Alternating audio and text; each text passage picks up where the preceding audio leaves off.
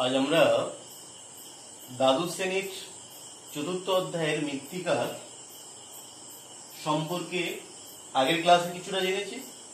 আজকে মৃত্তিকার 2 নম্বর ক্লাস। এখানে আরো কিছু কতগুলো কোশ্চেনের অ্যান্সার অবশ্যই জানবো। তো আজকে জানার বিষয় যেটা রয়েছে, মৃত্তিকার সৃষ্টির নিয়ন্ত্রক বা উপাদান সমূহের পরিচয় দাও। এটা তোমাদের 5 নম্বরের কোশ্চেন থাকতে পারে। মৃত্তিকা সৃষ্টির নিয়ন্ত্রক বা উপাদান সমূহের পরিচয় দাও।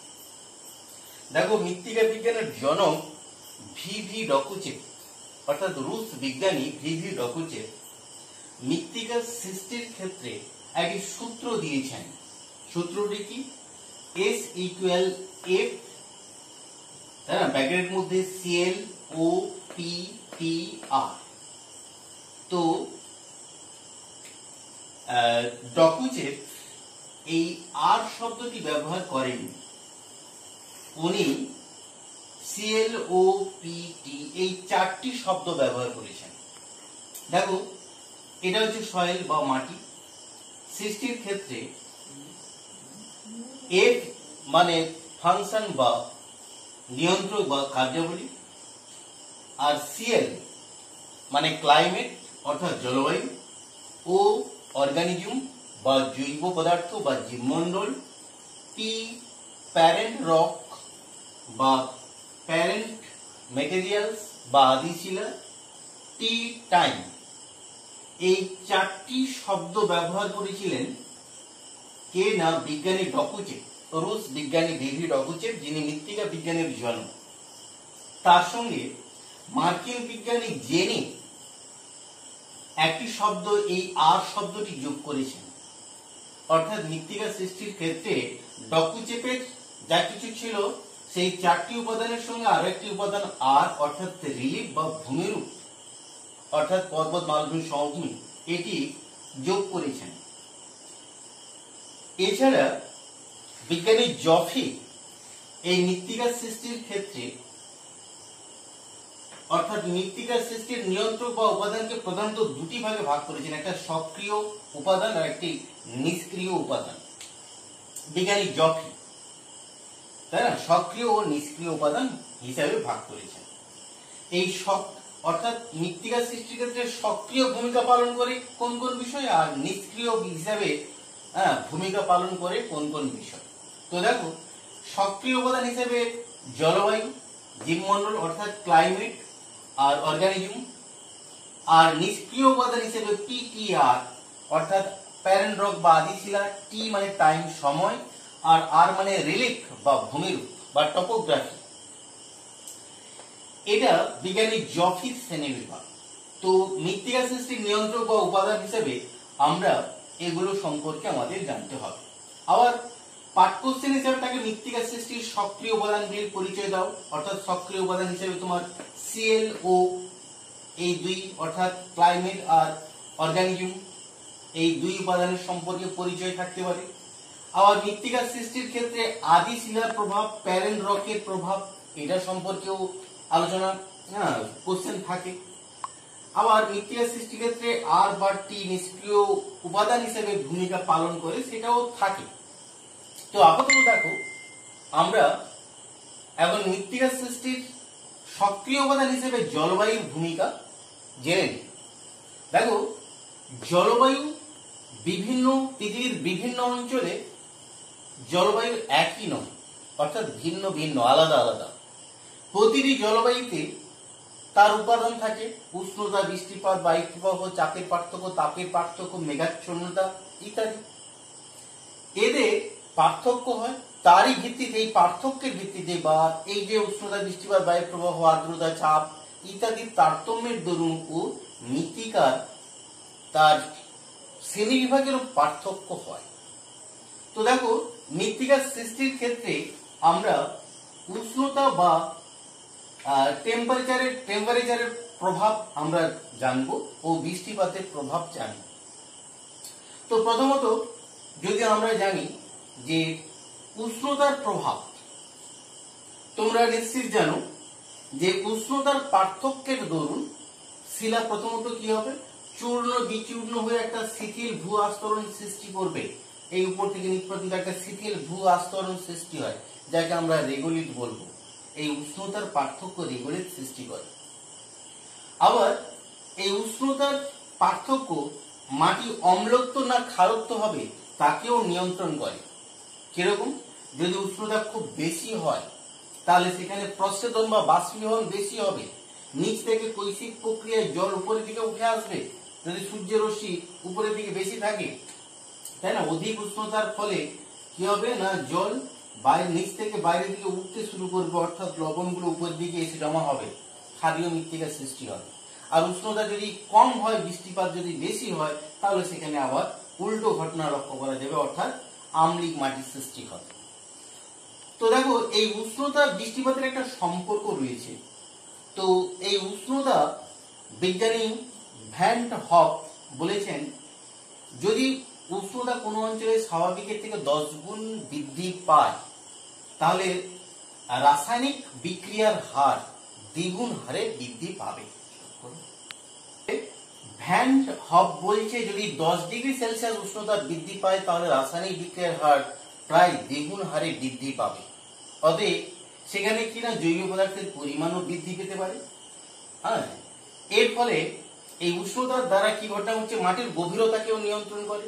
অর্থাৎ যেখানে উষ্ণতা বেশি, আর্দ্রতা বেশি, সেখানে মাটি খুব সুগভীর হয়। আবার উষ্ণতা বেশি হলে রেগোলিথ সৃষ্টি করতে সাহায্য করে, তাই না? এই উষ্ণতার পার্থক্য দেখো, এটা উষ্ণতা আর এটা বৃষ্টিপাত। এই উষ্ণতার পার্থক্য মৃত্তিকার বিভিন্ন অঞ্চলে বিভিন্ন মৃত্তিকার সৃষ্টি করে। যেমন ধরো, উষ্ণ শুষ্ক মরু অঞ্চলে, তাই না, কি হয়, এটা মরু মাটির সৃষ্টি হয়, এটা মরু মৃত্তিকা, যেখানে কিছু উষ্ণতা বেশি, তাই না? আবার যেখানে উষ্ণতা ও বৃষ্টিপাত দুটোই কম, সেখানে অপরিণত মৃত্তিকার সৃষ্টি হয়। উষ্ণতা বৃষ্টিপাত যেখানে মাঝারি প্রকৃতি হয়, সেখানে চার্নোজেম প্রকৃতির মৃত্তিকার সৃষ্টি হয়, চার্নোজেম মৃত্তিকা বা কালো মাটি। আবার যেখানে বৃষ্টিপাত বেশি, উষ্ণতা কম, ওইরকম জায়গাতে আবার পর্ষল মাটি সৃষ্টি হয়। আর উষ্ণতা বৃষ্টিপাত দুটোই বেশি যখন হচ্ছে, দেখো, বৃষ্টিপাতও বেশি, আবার উষ্ণতাও বেশি, তাই না, ল্যাটেরাইট মৃত্তিকার সৃষ্টি করে। তো দেখো, আবার এই উষ্ণতার পার্থক্য মাটির কর্দমুক্ত অর্থাৎ কাদার পরিমাণটাকেও নিয়ন্ত্রণ করে, আবার সচ্ছিদ্রতাও নিয়ন্ত্রণ করবে, তাই না? অতএব এই উষ্ণতা কি সৃষ্টি করে না, মৃত্তিকা সৃষ্টি করতে বিশেষভাবে সাহায্য করে। 1 2 3 4 5টা মতন পয়েন্ট অবশ্যই তোমরা মনে রাখবে। প্রথমত যেটা বলবে, রেগোলিথ সৃষ্টি করে, ভ্যান হকের সূত্রটা দেবে, জৈব পদার্থের পরিমাণ বৃদ্ধি হতে সাহায্য করে। তৃতীয়ত বলতে পারো যে বিভিন্ন অঞ্চলে বিভিন্ন রকম মাটি, এই উষ্ণতার পার্থক্যের দরুন বিভিন্ন অঞ্চলে বিভিন্ন রকম মাটি সৃষ্টি হয়, উদাহরণ সহকারে বলবে। চতুর্থত কাদার পরিমাণ। পঞ্চমত গভীরতা, বিভিন্ন স্থানে বিভিন্ন রকমের গভীরতা হয়ে থাকে। তো দেখো, আপাতত ভাবে তোমরা কি জানলে না, বৃষ্টিপাতের প্রভাবটা জানলে। এবার আসো, উষ্ণতার প্রভাব জানলে, এবার আসবে বৃষ্টিপাতের প্রভাব। দেখো, বৃষ্টিপাতের দ্বারা কি ঘটনা ঘটে। এখানে যেমন বৃষ্টিপাত হচ্ছে, দেখো, উপরের জৈব বা খনিজ পদার্থগুলো ধৌত প্রক্রিয়ায় নিচের দিকে যাচ্ছে, অর্থাৎ ধুয়ে নিচের দিকে যাওয়ার জন্য এই স্তর সৃষ্টি হয়েছে, এলিভেশন স্তর সৃষ্টি করতে সাহায্য করছে বা বিধৌত স্তর সৃষ্টি করতে সাহায্য করছে। তো যেখানে এই জৈব খনিজ পদার্থ এসে জমা হচ্ছে, সেখানে বিস্তর বা ইলুভিয়েশন স্তর সৃষ্টি করছে। অর্থাৎ দেখো, কোনটা না, এই বৃষ্টিপাত ইলুভিয়েশন স্তর সৃষ্টি করতে বিশেষভাবে সাহায্য করছে। আবার দেখো, বৃষ্টিপাতের তারতম্য কি ঘটনা ঘটায় না, মৃত্তিকার অম্লত্ব ক্ষারত্বকে নির্ণয় করে, বিশেষভাবে সাহায্য করে। অর্থাৎ এই বৃষ্টিপাতের তারতম্য, যেখানে বৃষ্টিপাত কম হয়, উষ্ণতা বেশি হয়, সেখানে কি ঘটনা ঘটবে না, পেডোক্যাল মৃত্তিকা সৃষ্টি হবে, PEDOCAL, তাই না, পেডোক্যাল। অর্থাৎ CA, ক্যালসিয়ামের পরিমাণ বেশি, অর্থাৎ যেখানে সূর্যালোক বেশি, অধিক পরিমাণে বাষ্পীমোচন হবে, নিচ থেকে সোডিয়াম পটাশিয়াম ক্যালসিয়াম উপর দিকে যাবে, মাটির উপরিস্তরে সঞ্চিত হয়ে একদম সাদা রঙের মাটি সৃষ্টি করতে পারে। অর্থাৎ সোডিয়াম পটাশিয়াম ক্যালসিয়াম বেশি যদি হয়ে থাকে, তাহলে সেখানে কি হবে, পেডোক্যাল মৃত্তিকা সৃষ্টি হবে। অর্থাৎ দেখো, পেডো কথার অর্থ মৃত্তিকা কোনা, ক্যাল মানে ক্যালসিয়াম, অর্থাৎ পেডোক্যাল কথার অর্থ হচ্ছে মাটিতে ক্যালসিয়ামের পরিমাণ বৃদ্ধি পাওয়া। কোন জলবায়ু অঞ্চলে? শুষ্ক প্রকৃতির জলবায়ু অঞ্চল, যেখানে উষ্ণতার পরিমাণ বেশি, সেখানে এরকম মৃত্তিকার সৃষ্টি হয়, তাই না? যেমন মরুমাটি বা স্যালিনাইজেশন প্রক্রিয়া যেটা সৃষ্টি হয় মরুমাটিতে বা চার্নজে মাটিতে, এই পেডোক্যাল শ্রেণীর মৃত্তিকা। আবার দেখো বৃষ্টিপাত যেখানে বেশি হয় সেখানে কি হয়? পেডাল ফার, PEDOALFER,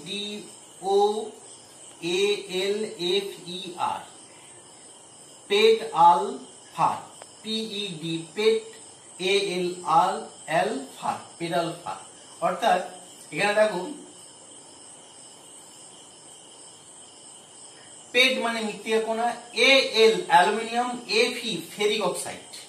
অর্থাৎ যেখানে অধিক পরিমাণ বৃষ্টিপাত হয়, অধিক পরিমাণে বৃষ্টিপাত হলে উপরে সোডিয়াম, পটাশিয়াম, ক্যালসিয়াম, ম্যাগনেসিয়াম ধুয়ে নিচের দিকে চলে আসবে, ফলে মাটির উপরি স্তরে খনিজ জৈব পদার্থ শূন্য হয়ে যাবে, আর লোহা, অ্যালুমিনিয়াম, ম্যাঙ্গানিজ পড়ে থাকছে। অর্থাৎ দেখো অ্যালুমিনিয়াম, লোহা AlFe ferric oxide, Al aluminium, এগুলো মাটির উপরিভাগে পড়ে থাকে। অর্থাৎ কি হবে না, এগুলো আম্লিক প্রকৃতির মৃত্তিকার সৃষ্টি করবে। ল্যাটেরাইট মাটি, পর্সল মাটি আম্লিক প্রকৃতির মৃত্তিকার উদাহরণ। তো দেখো পেডোক্যাল আর পেডাল ফারের মধ্যে পার্থক্য লিখতে পারবে নিশ্চিত। এটা শুষ্ক জলবায়ু অঞ্চল, এটা আর্দ্র জলবায়ু অঞ্চল। এটার দ্বারা কি হয়? ক্যালসিয়াম বা ক্ষারের পরিমাণ বেশি, এতে আম্লিক প্রকৃতির হয়। লোহা, অ্যালুমিনিয়ামের পরিমাণ বেশি হয়।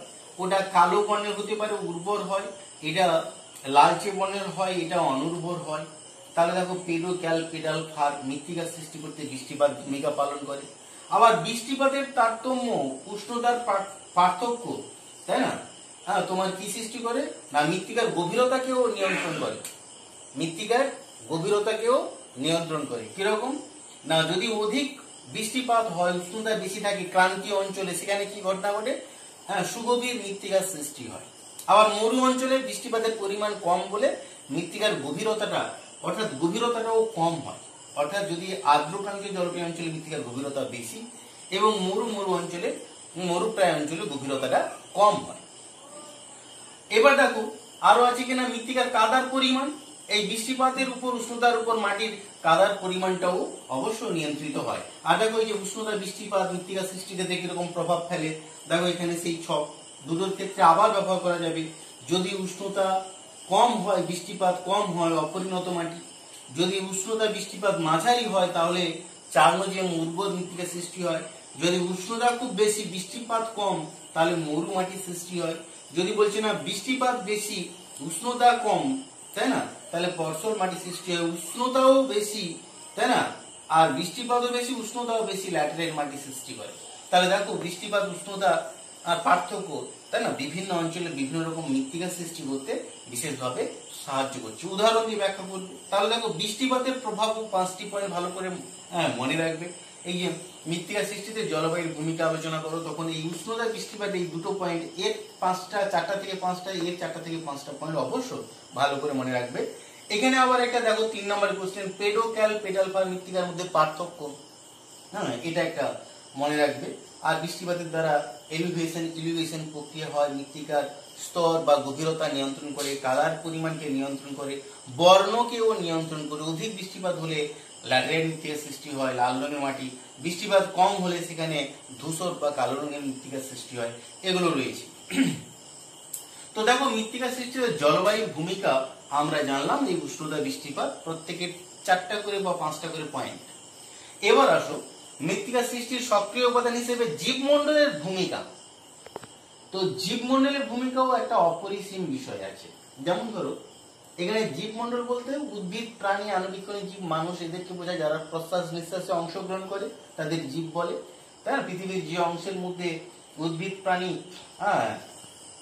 অর্থাৎ জীবের অস্তিত্ব রয়েছে, জলভাগ, স্থলভাগ, শিলামণ্ডল, বায়ুমণ্ডল, বায়ুমণ্ডলে যে অংশে জীবের অস্তিত্ব রয়েছে তাকে জীবমণ্ডল বলে। এর দেখো উদ্ভিদ মৃত্তিকা সৃষ্টিতে বিশেষ ভূমিকা পালন করে। কিরকম? উদ্ভিদ দ্বারা যান্ত্রিক আবহবিকারও হয়, আবার রাসায়নিক আবহবিকারও হয়। যান্ত্রিক কিরকম না, উদ্ভিদের মূল মাটির মধ্যে পৌঁছবে, প্রবেশ করার পর আয়তনে বাড়বে, শিলাকে ফাটিয়ে শিলাচূর্ণ সৃষ্টি করতে পারে। কেঁচো, ইপোকা, কেনো, বিভিন্ন প্রাণী তারাও শিলাকে চূর্ণ বিচূর্ণ করে বিভিন্ন প্রকার কি সৃষ্টি করতে পারে, রেগোলিথ সৃষ্টি করতে পারে। শিথিল ঝুরঝুরে আলগা পদার্থ ক্ষেত্রে উদ্ভিদ প্রাণী ভূমিকা পালন করে। উদ্ভিদ কিংবা প্রাণীর দেহাবশেষ যখন মারা যায় তখন এই অণুজীবীরা তাকে পচিয়ে শিলার চূর্ণকে মাটির সঙ্গে মিশিয়ে, তাই না, কালো রঙের মাটি বা অর্থাৎ হিউমাস বা জৈব পদার্থ এবং জৈব পদার্থের পরিমাণ বৃদ্ধি করে। এবং জৈব পদার্থের পরিমাণ বৃদ্ধি পাওয়া মানে সেখানে তোমার কি ঘটনা ঘটবে, মাটিতে নাইট্রোজেনের পরিমাণটাও অনেকটা বৃদ্ধি পাবে, তাই না। এবার দেখো মৃত্তিকার গভীরতা বা পুরুত্ব তাকেও নিয়ন্ত্রণ করে এই উদ্ভিদ এবং প্রাণী। আবার অণুজীবীর দ্বারা কি হয়, মাটিতে নাইট্রোজেনের পরিমাণ বৃদ্ধি পায়। দেখো উদ্ভিদের ভূমিকা হিসাবে কি বলবে, রেগোলিথ সৃষ্টি করতে ভূমিকা পালন করছে, মাটির গভীরতাকে এবং মাটির মধ্যে সচ্ছিদ্রতাকেও নিয়ন্ত্রণ করতে ভূমিকা পালন করে স্বাভাবিক উদ্ভিদ, তাই না। শুধু তা নয়, স্বাভাবিক উদ্ভিদের পার্থক্য মাটির ও পার্থক্য হয়ে থাকে। এখানে দেখো যেখানে বৃষ্টিপাত কম হয় ক্যাকটাস জাতীয়, অর্থাৎ সেখানে কি হয়, মরুমাটি সৃষ্টি হয়, তাতে জৈব পদার্থের পরিমাণ কম। যেখানে বৃষ্টিপাত 30 থেকে 50 সেমি হয়, মাঝারি উষ্ণতা মাঝারি, বৃষ্টিপাতও মাঝারি, ওই রকম জায়গায় তৃণ বা ঘাস জন্মায়।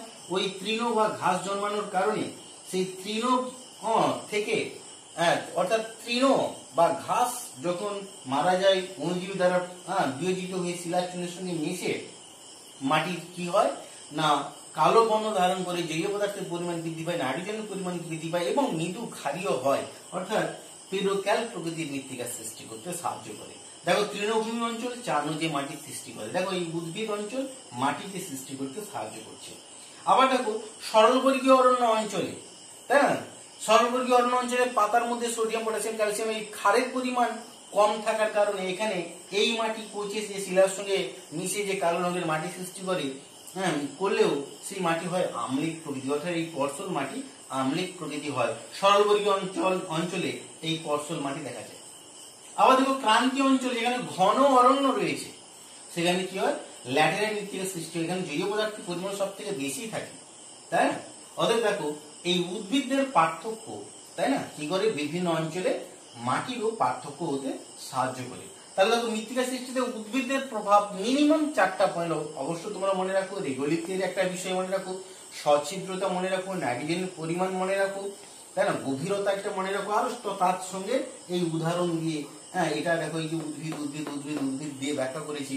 ক্যাকটাস বা কাঁটা ঝোপঝাড় যুক্ত অঞ্চলে মরুমাটি, তৃণভূমি যুক্ত অঞ্চলে চানো যে মাটি, সরলবর্গীয় যুক্ত অঞ্চলে পর্ষল মাটি, ক্রান্তীয় অঞ্চলে ল্যাটেরাইট মাটি, এটা উদাহরণ দিয়ে অবশ্যই তোমরা ব্যাখ্যা করার চেষ্টা করবে।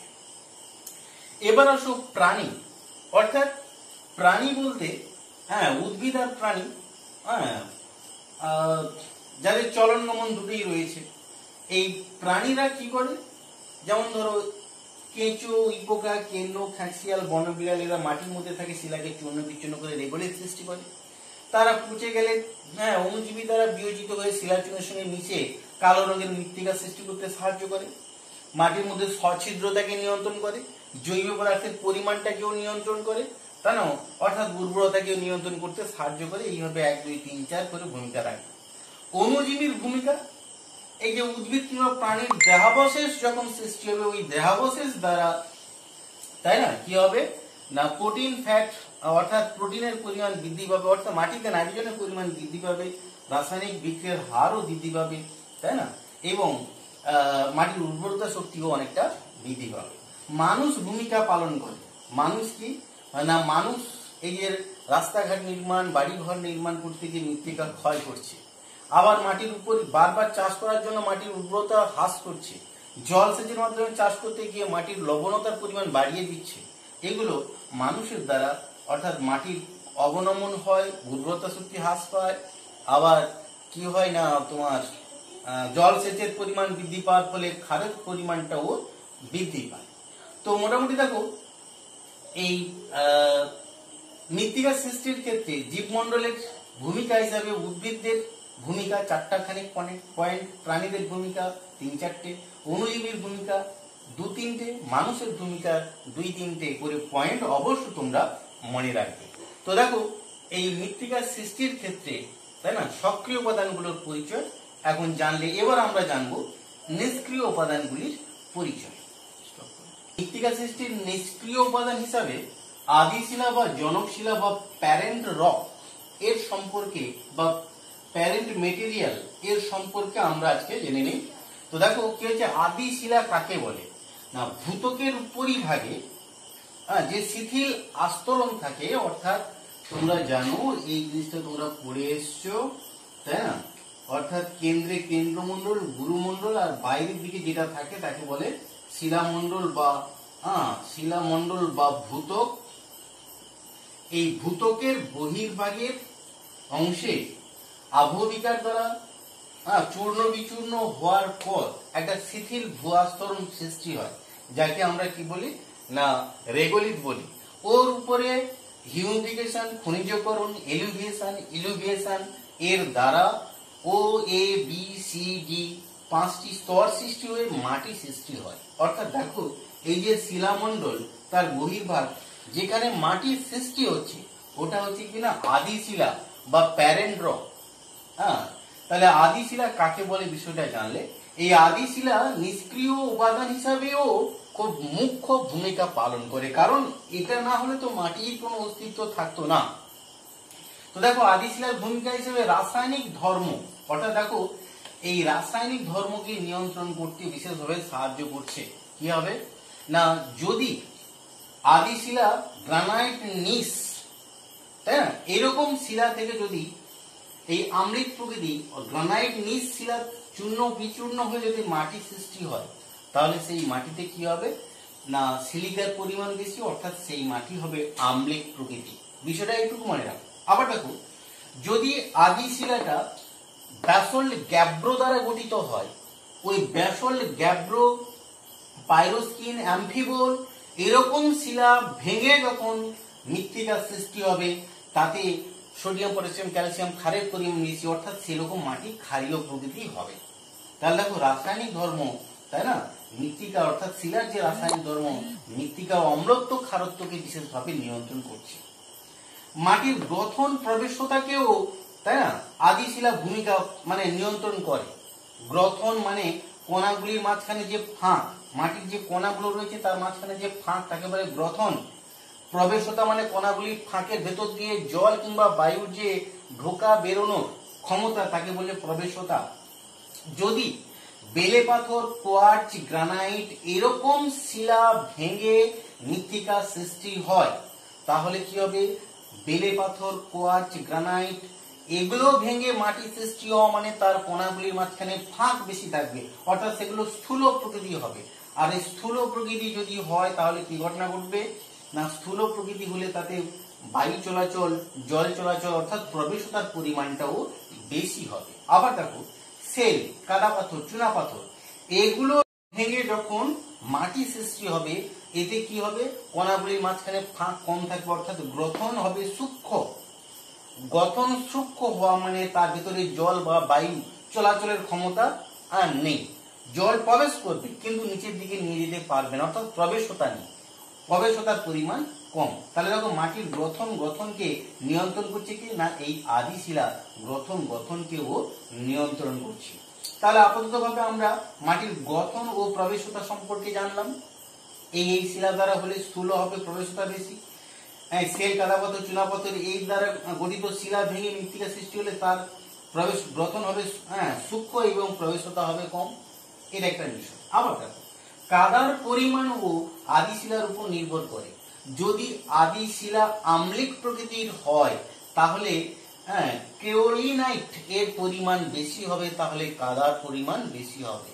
আর ক্ষারের পরিমাণ যদি বেশি হয়, তাই না, অর্থাৎ ক্ষারের পরিমাণ যদি বেশি হয় তাহলে স্থূল প্রকৃতি হবে, অর্থাৎ কাদার পরিমাণটা কম হবে। এইটুকু মনে রাখো। তাহলে কাদার পরিমাণ ও আদি শিলা দ্বারা নিয়ন্ত্রিত হয়। মাটির রং এই আদি শিলা দ্বারা নিয়ন্ত্রিত হয়। কিরকম, যদি মাটি অর্থাৎ শিলাতে লোহা, অ্যালুমিনিয়াম থাকে, সেটা ভেঙে মাটি সৃষ্টি হলে তার বর্ণ হবে লাল। লোহা, অ্যালুমিনিয়াম বর্ণ লাল, তার থেকে যে মাটি হবে ল্যাটেরাইট মাটি। আবার দেখো কোয়ার্জাইট, চুনা পাথর এটা ভেঙে যখন মাটি সৃষ্টি হবে তার বর্ণ হবে না, কোয়ার্জাইট ভেঙে মাটি সৃষ্টি হলে তার বর্ণ হবে সাদা। আর চক, চুনা পাথর থেকে যে মাটি সৃষ্টি হবে তার বর্ণ হবে ধূসর। তাহলে দেখো আদি শিলার পার্থক্য মাটির বর্ণেরও পার্থক্য হচ্ছে। মাটির বিভিন্নতা অর্থাৎ পৃথিবীর বিভিন্ন অঞ্চল, তাই না, অর্থাৎ বিভিন্ন প্রকৃতির শিলা, বিভিন্ন রকমের মাটি, এই যে বলা হলো যে লোহা, অ্যালুমিনিয়াম, ম্যাঙ্গানিজের পরিমাণ বেশি থাকলে ল্যাটেরাইট মাটি, কোয়ার্জাইটের পরিমাণ বেশি থাকলে সেখানে সাদা প্রকৃতির সাদা রঙের মাটি হবে, অর্থাৎ মরু মাটি সৃষ্টি হতে পারে। চক চুনাপাথরযুক্ত অঞ্চলে ধূসর রঙের মাটির সৃষ্টি হতে পারে। আরো রয়েছে তোমাদের, তাই না, ব্যাসল্ট থেকে কৃষ্ণ মৃত্তিকা সৃষ্টি হয়, এটা মনে রাখবে, ব্যাসল্ট থেকে কৃষ্ণ মৃত্তিকা সৃষ্টি হয়, তাই না। চুনাপাথর মার্বেল পাথর থেকে রেঞ্জিনা মৃত্তিকা সৃষ্টি হয়, চুনাপাথর মার্বেল পাথর থেকে রেঞ্জিনা মৃত্তিকা। ব্যাসল্ট শিলা থেকে, তাই না, তাতে তোমার জৈব পদার্থের পরিমাণ বেশি থাকার জন্য কালো রঙের মৃত্তিকা সৃষ্টি হয়, কৃষ্ণ মৃত্তিকা সৃষ্টি হয়, তাই না। এছাড়া বেলে পাথর থেকে বেলে মাটি আর সিলিকা সমৃদ্ধ শিলা থেকে পর্ষল মাটি সৃষ্টি হয়। অর্থাৎ দেখো মাটির বিভিন্নতাও সৃষ্টি করতে কে ভূমিকা পালন করছে, না আদি শিলা ভূমিকা পালন করছে। এবার দেখো এই মৃত্তিকা সৃষ্টি করার ক্ষেত্রে আদি শিলার ভূমিকা যদি, অর্থাৎ মৃত্তিকা সৃষ্টি করার ক্ষেত্রে আদি শিলার ভূমিকা যদি মুখ্য ভূমিকা পালন করে, আদি শিলার দ্বারা এই যে মৃত্তিকাগুলো সৃষ্টি হয়, যদি মুখ্য ভূমিকা পালন করে মৃত্তিকা সৃষ্টি করার ক্ষেত্রে আদি শিলার ভূমিকা মুখ্য হলে ওকে ওইরকম মাটিকে বলা হবে এন্ডোডায়নামিক মরফিক। এন্ডোডায়নামিক মরফিক মৃত্তিকা যদি আদি শিলার প্রভাবের দ্বারা মৃত্তিকা সৃষ্টি হয় তখন তাকে এন্ডোডায়নামিক মরফিক বলা হবে। জলবায়ু ও জীবমণ্ডলের দ্বারা যখন মৃত্তিকা সৃষ্টির ক্ষেত্রে জলবায়ু আর জীবমণ্ডলের প্রভাব যখন বেশি হবে, জলবায়ু ও জীবমণ্ডলের প্রভাব বেশি হলে তাকে এক্টোডায়নামিক মরফিক। এন্ডোডায়নামিক মরফিক আদি শিলার ভূমিকা যদি বেশি থাকে, আর জীবমণ্ডল ও জলবায়ুর ভূমিকা যদি মৃত্তিকা সৃষ্টি করতে যদি মুখ্য হয় তখন তাকে বলা হবে এক্টোডায়নামিক মরফিক। তাহলে আমরা আপাতত ভাবে নিষ্ক্রিয় উপাদান হিসাবে আদি শিলার প্রভাব জানলাম। এবার ভূমিরূপ সম্পর্কে একটু ধারণা নিয়ে নিই। মৃত্তিকা সৃষ্টির ক্ষেত্রে ভূমিরূপেরও একটা গুরুত্বপূর্ণ ভূমিকা রয়েছে, তাই না। বিজ্ঞানী জেনিক এই রিলিফ বা টপোগ্রাফি শব্দটি দ্বারাই ব্যাখ্যা করেছেন, তাই না। টপোগ্রাফি শব্দটি দ্বারা উনি কি ব্যাখ্যা করতে চেয়েছেন, দেখো ভূমিরূপের উপর প্রভাব একটা লেখা রয়েছে। এখানে দেখো পর্বত, এই অঞ্চলটা মালভূমি, এখান থেকে এটা মালভূমি, এটা সমতল ভূভাগ। তোমরা চিন্তা করে দেখো বৃষ্টিপাত যদি হয় পাহাড়ের ঢালে কিংবা উষ্ণতার পার্থক্যের জন্য যদি শিলা চূর্ণ বিচূর্ণ হয়, সেই চূর্ণ বিচূর্ণ শিলা কিন্তু পাহাড়ের ঢালে সঞ্চিত হয় না, খুব অল্প পরিমাণে হতে পারে, কিংবা বৃষ্টির জল চুঁয়ে নিচের দিকে যায় না, এলুভিয়েশনও হয় না, ফলে ধৌতকরণ হয়, ধুয়ে পৃষ্ঠ প্রবাহ হয়ে যায়। এই জন্য পাহাড়ের ঢালে অপরিণত মাটির সৃষ্টি হয়, একরকম লাল রঙের মৃত্তিকার সৃষ্টি করে ধুয়ে পালিয়ে যাওয়ার জন্য। যেখানে মালভূমি সেখানে মৃদু ঢাল যদি পাওয়া যায়, মৃদু ঢাল হওয়া মানে সেখানে কি হবে, পাহাড় থেকে আগত শিলা চূর্ণ সমূহ অল্প পরিমাণ সঞ্চিত হবে, তাতে বৃষ্টির জল চুঁয়ে অল্প পরিমাণে কি করতে পারে, পদার্থগুলোকে নিচে নিয়ে জমা করতে পারে, ফলে কি হয় স্বল্প মানে পরিণত মৃত্তিকা সৃষ্টি করবে এবং তার বর্ণ হবে হলুদ বা ধূসর রঙের হবে। আর সমতল ভূভাগ যদি হয় কি হবে না, শিলা চূর্ণ বিচূর্ণ হওয়ার পর সে তার নিজ স্থানে পড়ে থাকছে, তার উপর উদ্ভিদ জন্মাবে, উদ্ভিদ বা প্রাণী বসবাস করবে, তারা মারা গেলে তাদের দেহাবশেষ ওই শিলা চূর্ণের সঙ্গে মিশে গিয়ে কালো রঙের মৃত্তিকা হিউমাস সৃষ্টি হলো, ওগুলো অক্সিজেন দ্বারা হিউমাস আবার পুনরায় জারিত হয়ে খনিজ মূলে পরিণত হয়ে অবস্থান করলো, বৃষ্টির জলের দ্বারা ধুয়ে নিচের দিকে যাচ্ছে, এলুভিয়েশন ও নিচের স্তরে জমা হয়ে ইলুভিয়েশন, অর্থাৎ একটা পরিণত মৃত্তিকার সৃষ্টি তুমি কোথায় লক্ষ্য করবে না, সমতল ভূমিতে পরিণত মৃত্তিকার সৃষ্টি তুমি লক্ষ্য করবে। দেখো ভূমিরূপের পার্থক্য, মৃত্তিকার বর্ণের পার্থক্য, মৃত্তিকার স্তরের পার্থক্য, মৃত্তিকার পুরুত্বের পার্থক্য, মৃত্তিকার উর্বরতার পার্থক্য, তাই না, ঘটনাটি ঘটে চলেছে। এই যে ভূমিরূপের পার্থক্য, মৃত্তিকার বর্ণের যে পার্থক্য, এই ঘটনাকে সয়েল ক্যাটেনা বলা হয়, সয়েল ক্যাটেনা বলা হয়।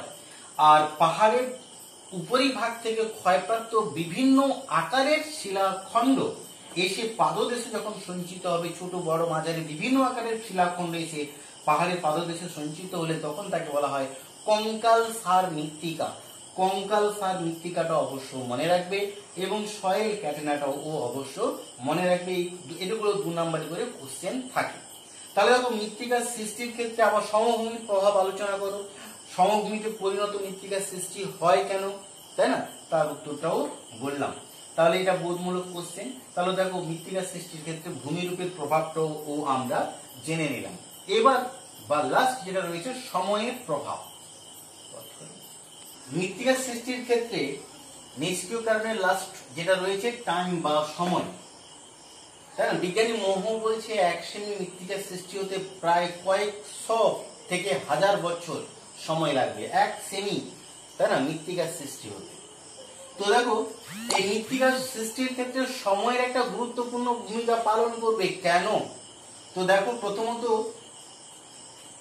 এই উষ্ণতার পার্থক্য হোক, চাপের পার্থক্য হোক, তাপের পার্থক্য হোক, রাসায়নিক আবহবিকার হোক, জৈবিক আবহবিকার দ্বারা শিথিল ভূস্তর বা রেগোলিথ সৃষ্টি করছে। এই রেগোলিথ সৃষ্টি হওয়ার পর তার উপর হিউমিফিকেশন খনিজকরণ ঘটনা ঘটবে, তারপর বৃষ্টির জল দ্বারা ধুয়ে ইলুভিয়েশন, তারপরে ইলুভিয়েশন হবে, এইভাবে একটা পরিণত মাটির সৃষ্টি হবে। একে বিজ্ঞানী মোহ কতগুলো ভাগে ভাগ করেছে। এই মৃত্তিকার সৃষ্টির প্রারম্ভিক পর্যায়কে 5টি ভাগে ভাগ করেছে। এই ভাগটি অবশ্য তোমরা মনে রাখবে, যেটা বলছে যে প্রারম্ভিক পর্যায়ে যেটা আদিশিলা অবিকৃত অবস্থায় থাকে, অর্থাৎ আদিশিলা তখনও ভাঙেনি, তাই না, কতগুলো ফাটল হয়তো সৃষ্টি হয়েছে। তরুণ পর্যায়ে কি হচ্ছে না আবহবিকারগ্রস্ত হয়ে রেগোলিথ সৃষ্টি হওয়ার সম্ভাবনা সৃষ্টি করছে। যৌবন পর্যায়ে কি হবে না ওই রেগোলিথের উপর খনিজ পদার্থ জৈব পদার্থ সংমিশ্রিত হয়ে, তাই না, পুষ্টিকর মৌলের পরিমাণ বৃদ্ধি পাবে।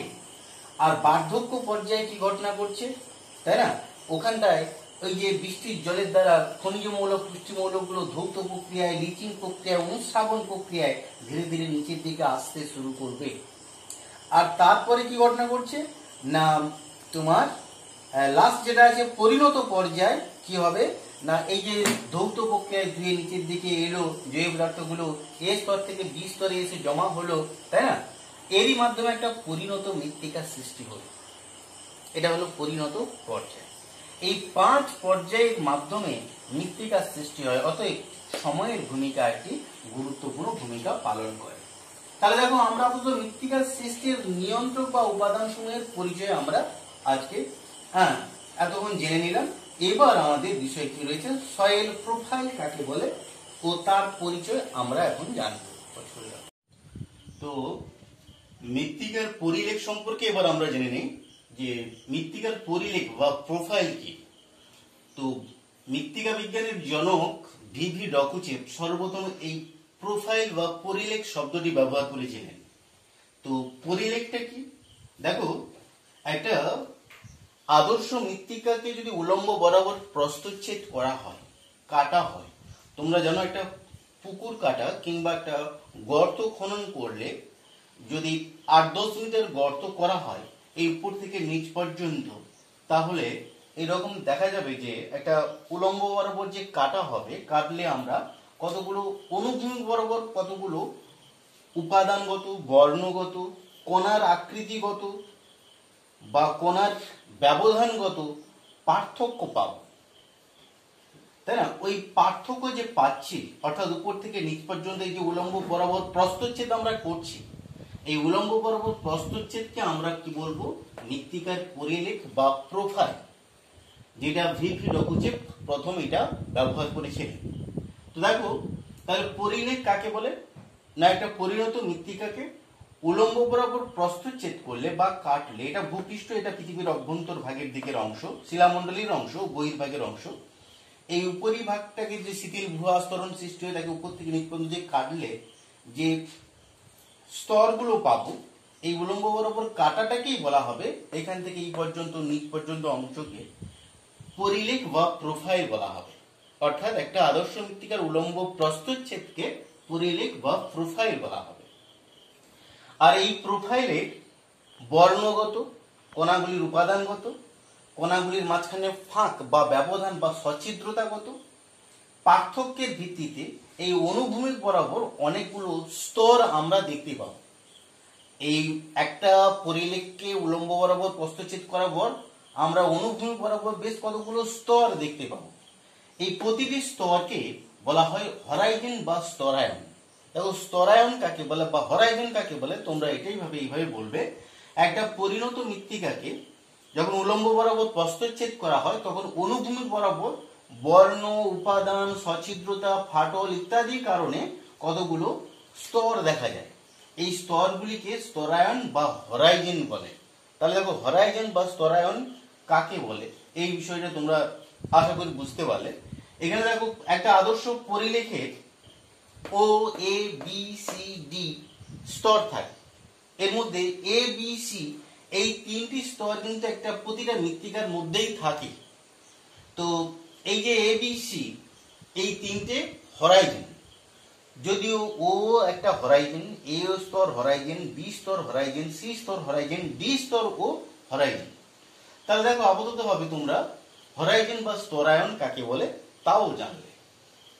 আর মৃত্তিকার সংজ্ঞা যেহেতু জানো সেই জায়গায় তোমাদের বলি এ ও বি স্তর, এই মৃত্তিকার উপরিভাগে এ ও বি স্তর অনেকটা শিথিল, ঝুরঝুরে, আলগা, হিউমাস সমৃদ্ধ মৃত্তিকা স্তর। এই এ ও বি স্তরকে একত্রে সোলাম বলা হয়। তো সোলাম কাকে বলে? মৃত্তিকার উপরিভাগে এ ও বি স্তর যেটা শিথিল, ঝুরঝুরে, হিউমাস সমৃদ্ধ, ওই এ ও বি স্তরকে একত্রে সোলাম বলে। তাহলে আমরা সোলাম সম্পর্কেও ধারণা পেলাম, পরিলেখ বা স্তরায়ন সম্পর্কে। একটা আদর্শ পরিলেখের 5টি স্তর থাকে ডগুচেপের শ্রেণীবিভাগ অনুসারে। ও হরাইজন বা জৈব হরাইজন, এ হরাইজন বা এলিভেশন স্তর বা বিধৌত স্তর, বি হরাইজন ইলিভেশন স্তর বা সঞ্চয়নশীল স্তর, সি হরাইজন ও ডি হরাইজন বা আর বা রক স্তর বা আদিশিলা স্তর বা বেডরক, এইভাবে 5টি স্তর থাকে। আমরা এই প্রোফাইলের প্রতিটি স্তর সম্পর্কে এবার জেনে নেব। ও হরাইজন বা ও স্তর বা জৈব স্তর এ আবার দুটি উপস্তর আছে। দেখো ও হরাইজন বা জৈব স্তর কাকে বলে?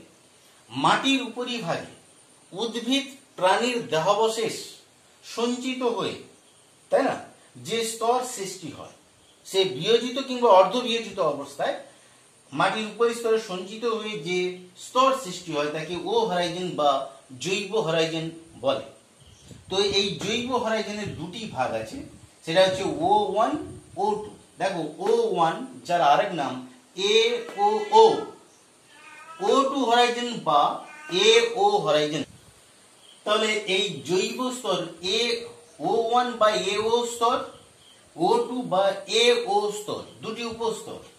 এই O1 বা AOO স্তরকে একেবারে মাটির উপরিস্তর, এটা যেখানে উদ্ভিদ ও প্রাণীর দেহাবশেষ জাস্ট পড়ে থাকে, অর্ধ বিয়োজিত, বিয়োজিত হয় না বা বিশ্লিষ্ট হয় না, অবিশ্লেষিত জৈব স্তর, তাই না। এর গভীরতা হয় 1 থেকে 2 ইঞ্চ মতো হয়ে থাকে। নাতিশীতোষ্ণ বনভূমিতে এই O1 বা AO স্তরটা ভালো করে দেখা যায়।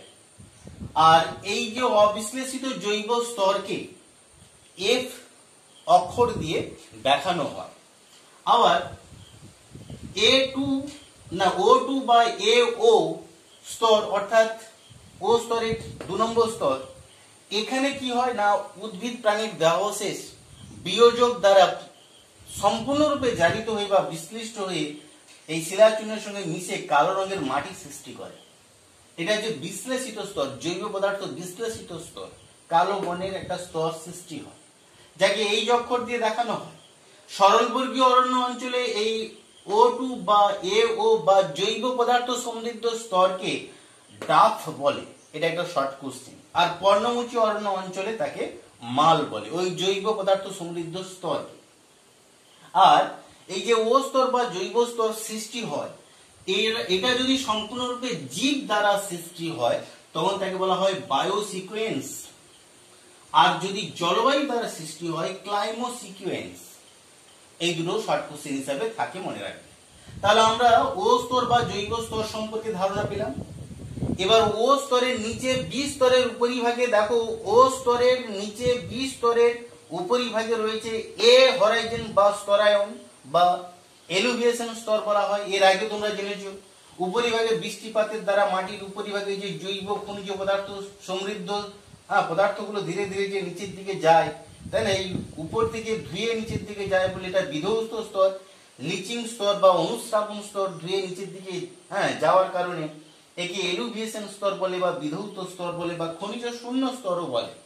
তো প্রারম্ভিক পর্বে এই জৈব বা খনিজ পদার্থ এটা সমৃদ্ধ অবস্থায় থাকে, তাই না।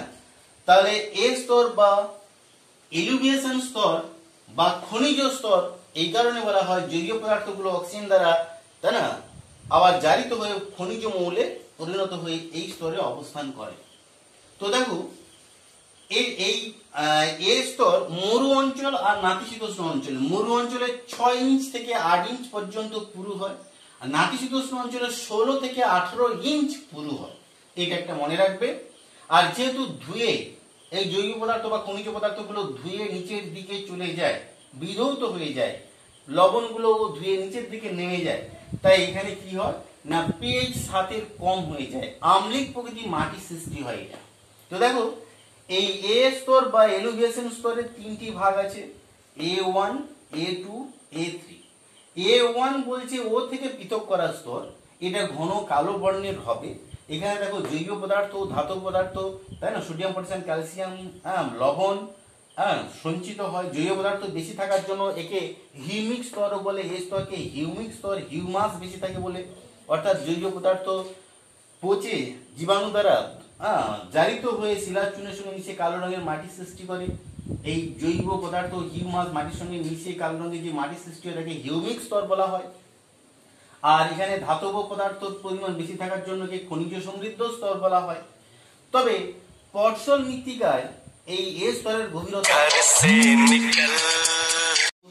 এ স্তর বা খনিজ সমৃদ্ধ স্তর এই যে A1, এটি পটসল মৃত্তিকায় এর গভীরতাটা কম হয়, চার্নোজেন মৃত্তিকায় এর গভীরতাটা অনেক বেশি হয়। এবার দেখো A2 স্তরে কি হচ্ছে না A1 থেকে উপরে জৈব পদার্থ খনিজ পদার্থগুলো বৃষ্টির জল দ্বারা ধুয়ে সম্পূর্ণরূপে A2 থেকে নিচের দিকে অবস্থারিত হয়, অর্থাৎ জৈব পদার্থ খনিজ পদার্থ এখান থেকে সম্পূর্ণরূপে নিচে পালিয়ে যায়, তাই না। এই জৈব পদার্থ খনিজ পদার্থ নিচের দিকে যাওয়ার জন্য এটা কি হয় না ধূসর বা হালকা রঙের হয়ে যায়। আর এতে চার্নোজেন মৃত্তিকা অঞ্চলে এই এ স্তর দেখা যায় না, কিন্তু পটসল মৃত্তিকায় অবশ্য এ স্তর দেখা যায়। আর তোমরা একটা শর্ট কোশ্চেন হিসেবে মনে রাখবে, এই যে ও এ বি সি ডি এই 5টি স্তর বা একটি আদর্শ পরিলেখ যদি দেখা যায়, সেটা হচ্ছে পটসল মৃত্তিকায় আদর্শ পরিলেখ দেখা যায় সব জায়গাতে। তবে হ্যাঁ, চার্নোজেন মাটিতেও আদর্শ পরিলেখ থাকে, তবে এখানে কি A2 স্তরের অস্তিত্ব কম পরিমাণে থাকে। এখানে খনিজ পদার্থ থাকে আর ধৌত প্রক্রিয়ায় নিচের দিকে চলে যাওয়ার জন্য এর বর্ণ ধূসর বা হালকা হয়ে যায়। A3 স্তর কাকে বলবে না এ স্তরের মতো, এটা এর বৈশিষ্ট্য, A3 স্তরের বৈশিষ্ট্য হচ্ছে পুরোটা এ স্তরেরই মতো, কিন্তু বি থেকে পৃথক করা স্তর, অর্থাৎ বি থেকে পৃথক করা স্তর হচ্ছে এ স্তর। এবার চলে আসুক বি স্তর বা ইলুভিয়েশন স্তর বা সঞ্চয়নশীল স্তর, অর্থাৎ উপরে যে সমস্ত জৈব পদার্থ খনিজ পদার্থ লিচিং বা অনুস্রাবণ প্রক্রিয়ায় বা ধৌত প্রক্রিয়ায় ধুয়ে নিচের দিকে আসে, সেগুলো কোথায় না এই বি স্তরের মধ্যে সঞ্চিত হয়, তাই এর নাম সঞ্চয়নশীল স্তর। আর এটা মাটির ভেতরের ভাগের অংশ বলে, উপরে দুটো নিচে দুটো ভেতরের স্তর বলে একে অন্তঃমৃত্তিকাও বলা হয়। আর সব থেকে বড় কথা, এই উপরে জৈব পদার্থ খনিজ পদার্থ ধুয়ে এসে এই স্তরে সঞ্চিত হয় বলে একে পুষ্টি মৌলের ভান্ডার বলা হয়। বি স্তরকে পুষ্টি মৌলের ভান্ডার বলা হয়। এবার এরও 3টি উপস্তর রয়েছে, B1, B2, B3। B1 স্তরে কি বলা আছে না B1 স্তরে হচ্ছে বি স্তরের মতো হয়, অর্থাৎ এর বৈশিষ্ট্য B1 এর বৈশিষ্ট্য বি স্তরেরই মতো, জৈব খনিজ পদার্থ সমৃদ্ধ স্তর, পুষ্টি মৌলের সমৃদ্ধ স্তর, তবে এ থেকে পৃথক করা স্তর। B1 এর বৈশিষ্ট্য হচ্ছে এ থেকে পৃথক করা স্তর। B2 হচ্ছে প্রকৃত পুষ্টি মৌলের ভান্ডার, অর্থাৎ সোডিয়াম, পটাশিয়াম, ক্যালসিয়াম, ম্যাগনেসিয়াম, বিভিন্ন জৈব পদার্থ, তাই না, এখানে বেশি পরিমাণে সঞ্চিত হয়। বেশি পরিমাণে খনিজ জৈব পদার্থ সঞ্চিত হয়, আর এই বর্ণ গাঢ় কালো রঙের হয়ে থাকে, তাই না? আর পিএইচ মান, যেহেতু লবণের পরিমাণ বেশি, তাই এখানে কি হয়েছে, পিএইচ মান ও 7-এর বেশি হয়। আর B3 স্তর হচ্ছে কি না, সেটা হচ্ছে বি স্তরেরই বৈশিষ্ট্য, তবে সি থেকে পৃথক করা স্তর বা মধ্যবর্তী স্তর হিসেবে B3 স্তর ভাগ করা হয়েছে। তাহলে 4 নম্বর স্তর হিসেবে সি স্তর বা শিলাখণ্ড স্তর, আদি শিলা বা জনক শিলা ডি স্তর বা আর্ট স্তর। এই ডি স্তর বা আর্ট স্তরকে বেড রকও বলা হয়, প্যারেন্ট রকও বলা হয় বা আদি শিলা স্তর বলা হয়। তার উপরিভাগে অবস্থিত সি স্তর, যার মধ্যে কতগুলো দারণ বা ফাটল সৃষ্টি হয়েছে, বড় বড় পাথরের খণ্ড অবস্থান করে আছে, তাহলে এই বড় বড় পাথরের খণ্ড সমৃদ্ধ স্তরকে বলা হয় সি স্তর। আর তার নিচে রয়েছে বেডরক হিসাবে আর্ট স্তর, ডি স্তর বা আর্ট স্তর বা আদি শিলা স্তর। এই হচ্ছে তোমাদের প্রোফাইল বা পরিলেখের পরিচয়। তোমরা অবশ্য এইগুলো, তাই না, এই চিত্র সহ এইভাবে ব্যাখ্যা করবে।